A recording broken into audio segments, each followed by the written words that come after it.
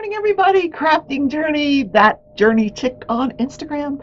Welcome to the Saturday edition of the morning show. I don't know when you watch this. It's probably not morning, but that's okay. I'm so glad you guys are enjoying the content.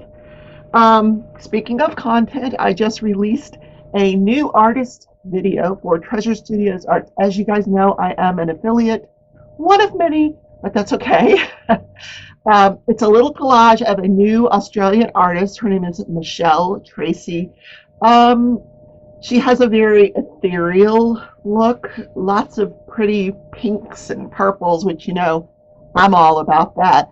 But then she has some like Indian, like an Indian man. I'll put a picture of the Indian one right here, and then I'll put a link to the video right there so you can go check it out. But wait till the show is over. Anyway, because we have a lot to talk about. First of all, it's Saturday. Yay. I'm going to get caught up in the laundry because, the plumber came. The lawnmower guy, he's on the way.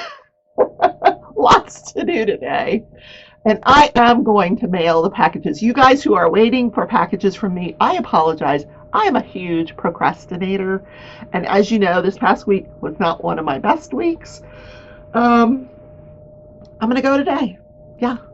Maybe while the lawn guy's here. I don't know. I think he prefers that I be here when he's here. I don't know. But that's okay. I'll stay. So I have my mystery diamond painting out. So I originally had put numbers in all the squares. Like I was going to bounce around. But when I opened it, when I went to open, this was number one. When I went to open it, the adhesive came up with the paper. So I had to put it back down and roll it out and it's fine now, but so I thought, well, let's not mess with that because we want that adhesive. I don't like double-sided adhesive. I really don't.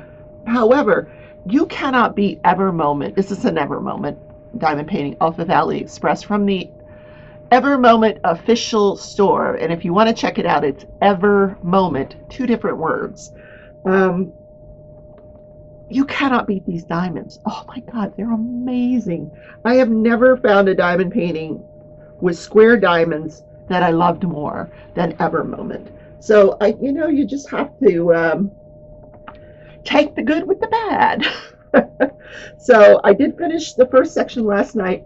Of course, that is not telling me a thing about what this could be. So more is the fun. So I actually opened up, I made these sections so small. So I opened up two because in the hopes that I can get this and maybe a little bit more done this weekend. So, God, I hope you guys have nice plans for the weekend. It's absolutely gorgeous here. The sun is out. There's no rain. Now, I don't know if there's any in the forecast, but maybe that's why the lawn guy's on his way over. He wants to get all that lawn mowing in before the weather changes. Wichita weather can change in a heartbeat. Like you could have freezing weather in the morning and have to put your air on in the afternoon. It's so weird. So I've got my decaf coffee. Believe in the journey. Look how pretty this cup is. I got this from Hobby Lobby. I'm sure it cost me way more. Now, actually, I think it was on sale. Cup about a year ago, yeah. Oh my goodness, I'm dribbling. Oh my gosh. So you can dress me up, but you can't take me out. What the heck? Okay, I'll just cover my boob. You can't see that, right? Oh my gosh. Oh well. All right, let's talk about what national day it is before this whole show gets away from me. Um, this is National Siblings Day. So tell me in the comments, how many siblings do you have and do you get along with them? My sister and I are super close, super close. We weren't always, but we are now. And but I also have two brothers, um, James and Carl. Now, Carl is, we share the same parents. Now, and James, we share the same mother. But James kind of became very religious and just sort of walked away from the family. He got married. He's very happily married, and I'm happy for him. And he's busy. He's like me. I was always like that growing up, in my early 20s and 30s. I was busy with my family. So, um, my other brother Carl, we are estranged, because he is just, he's just not a nice person. And unfortunately, yes, we are siblings, but um, and I wish he would change, but yeah, he actually works at Disney World. He drives a bus at Disney World, which is kind of a cool job. He loves it. He's been doing it for many, many years. Um, so, yeah, those are my siblings. So this is just a day to remember siblings. I'm going to go through my photos and see if I can find some pictures of my sister and I. I don't think I have anything really recent, because Lord, I haven't seen her in like 2 years. Now that she has moved from Florida to Texas, a little bit closer in proximity, probably a 9 hour or so drive. I'm going to go visit her one weekend. But I'm trying to let her get settled into her new place. I know she just ordered a new bed and she wants to put up curtains, and so I'm trying to let her get settled. Um, yeah, National Siblings Day. So pick up the phone and call your sibling. Finally, my sister and I got our phone situation straightened out, so I can pick up and call her, and I will later on. Yes, Jean, I'm going to call you. She does watch the show. And she doesn't talk to my brother either. We have the weirdest family. I tell you, I don't talk to my mother. I don't talk to my brother. It's just like drama. We could make a really good soap opera on television. My family. But I'm sure everyone has family like that. You could tell a tale or two about your family. So,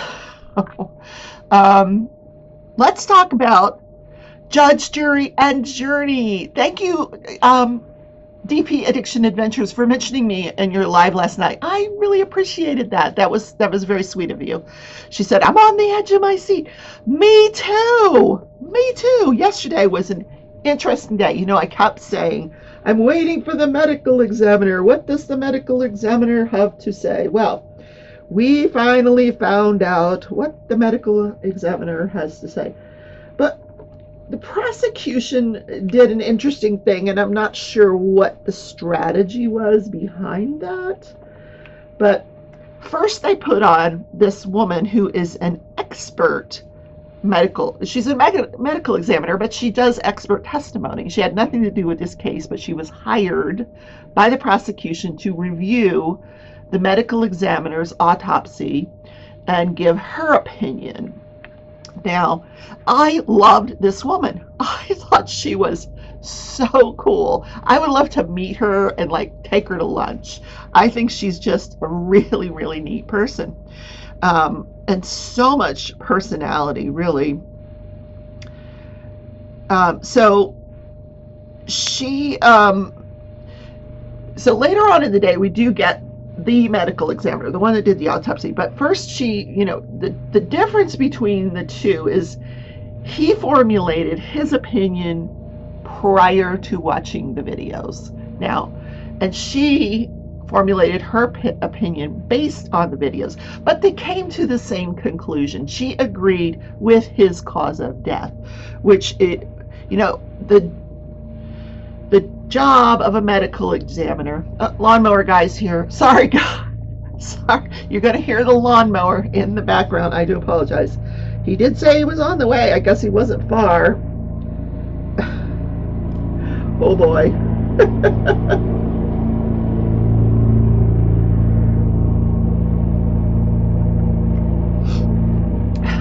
real life. What are you gonna do? So, where was I? Oh, okay. So, their job is to establish the cause of death and the manner of death. Now, the cause of death is, what caused this guy to die. Now, and the manner of death would be one of 5 things: suicide, homicide, and now the dog's barking. Well, y'all are getting it all today. Oh my God. I could go run the dishwasher too if I could put the dishwasher on and the laundry, and then we just have a whole symphony of real life going on in the background of this video. Oh my word. Okay, so it's suicide, homicide,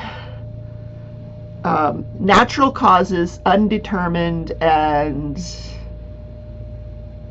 one other one. I forget the 5th one. Anyway, so one of those 5 categories as manner of death. So she agreed with the cause of death, and she said the cause of death was cardiopulmonary arrest, with the primary due to law enforcement's subdual, restraint, and neck compression. What? Yeah, she agreed with that. And so that was his conclusion as well. Now, first of all, cardiopulmonary arrest. Everybody dies from cardiopulmonary arrest. I used to laugh when an Emmy put cardiopulmonary arrest and then nothing else. I would say, no, duh. It was kind of a cop-out on the part of the medical examiner because, we all die. Cardiopulmonary arrest means your heart has stopped, your lungs have stopped. That's how you die. That's the meaning of death. But what caused that? And some medical examiners would never expound on that. They just say, okay, cardiopulmonary arrest. But this medical examiner went on to say, due to the compression of the neck. Wow. So one of this, she believed that the primary mechanism of the death was the decreased oxygen, that he died of asphyxia, basically. She reviewed his autopsy. I just saw that I wrote down my doctor's appointment here. I'm really squirreling. I hope I don't forget it. It's written in here, which is not my planner. So anyway, if I forget, tell me. Hey, Rebecca, you wrote your doctor's appointment down in your notes. So she testified that he had suffered from COVID like 8 weeks before this event, but she said he had no lung disease. He had no effects lingering effects from the COVID. He had no fractures in the bone and neck, no aneurysm, no embolism, no ruptured heart, no heart attack, no stroke. And she said, and I put this in all caps, this was not a sudden death. Yeah, like she said, if you had a methamphetamine overdose, because we know the pills had methamphetamine and fentanyl, a methamphetamine overdose would be a sudden death. You would die suddenly. A fentanyl overdose, you would die slowly. You would fall asleep and then just stop breathing. So she ruled out that this was not a fentanyl overdose. And she did watch the video. She said over time, you can see he is breathing less and less. And then she identified, again, this is the recurring theme where people are identifying the moment this person, that George Floyd, has this anoxic brain injury, at the moment in time where his brain has no more oxygen and he suffers this seizure, if you will. And she called it basically like his muscles twitching. So she agreed that the cause of death was homicide. But she clarified, and so did the medical examiner, that homicide in the medical examiner world is not a legal term. It's a medical term, and it has no legal meaning, really. it doesn't mean that there was a murder. It just means this person died at another person's hands, whether there was intent or not. If you died by the hands of another person, it's homicide. So there's no intent there. It just means someone else caused you to die. One of the issues in this case is, the defense is making. Oh, one second. All right, I'm back. Had to go move my car. I want him to edge the driveway where the grass has grown up between the, I don't know, the cement. I don't know. I don't understand all those terms. All right, back to the autopsy. All right, so one of the issues is the weight of this guy's heart. And this woman testified that the average weight of a heart is 253 to 510 grams. And George Floyd's heart was 540 grams, so slightly enlarged. But neither her or the regular medical examiner found that clinically significant. You're not going out there, Tootsie? No. So, and the defense on cross-examination, and this is the part that I loved. He said, are you familiar with this study out of Canada that showed out of over 1 million encounters with police where the defendant was, or the arrested person was placed in the prone position? Out of over 1 million, 3,000 of those over the million, oh my goodness, 3,000 of those were placed in the prone position, and there was no adverse outcome. And she looked at him and she goes, now, isn't that interesting? She goes, what is going on in Canada? She says, because that's just not reality. She says, I can't even tell you, like, she was just going to town. And finally the judge stopped her, but she's like, I can't tell you that there's a single medical examiner who hasn't seen it in their career. And, and she started to expound, and the judge was like, whoa, whoa, whoa. And he's like, non-responsive, move to strike. But I just loved her. She's like, isn't that interesting? What is going on in Canada? She was not to be intimidated. I loved that she said that. So then the medical examiner comes on, Dr. Beck, who I might add was quite good looking. I thought he was a very handsome gentleman. Oh my word, now Jake's barking. I picked the wrong time to record a show, and I apologize. Oh my word, hopefully some of this filters out. Goodness gracious. Okay, so basically Beck says the same thing. One of the findings was in his heart, and the defense really wants to hammer on this guy had heart disease, and he did have hypertensive heart disease. He had a 90% narrowing in his right coronary artery and a 75% narrowing in his left anterior descending coronary artery. So, but one of the things we learned in law school is the eggshell theory. And the eggshell theory is that you take the person as you find them. No, this guy was not perfectly healthy. That just means that now you've got a guy who's not really that healthy, and you're putting all your body weight on him, causing him not to breathe. This guy, because he's got this slightly enlarged heart and these narrowing in the arteries, he needs more oxygen going to that muscle, that heart muscle. And so he's even more vulnerable to dying the way that he did because of his medical condition. You know, you have to take the victim as you find them. That's what we learned. You know, we didn't have a perfectly healthy guy laying prone on the pavement. You had a guy with heart disease. Now, it doesn't change what happened. You know, it just made him more vulnerable to asphyxia, basically.